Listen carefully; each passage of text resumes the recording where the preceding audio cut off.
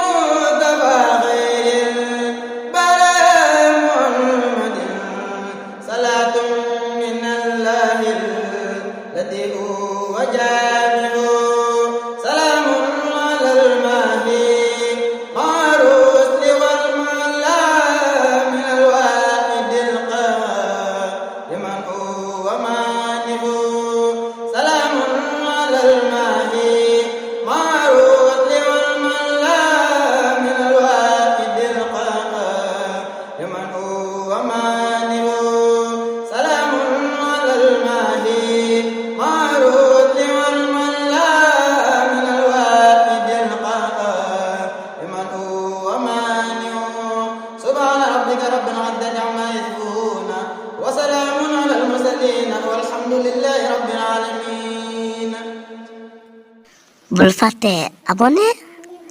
like taal cloche de notification bi boo bëggee jot mboolem suñu vidéo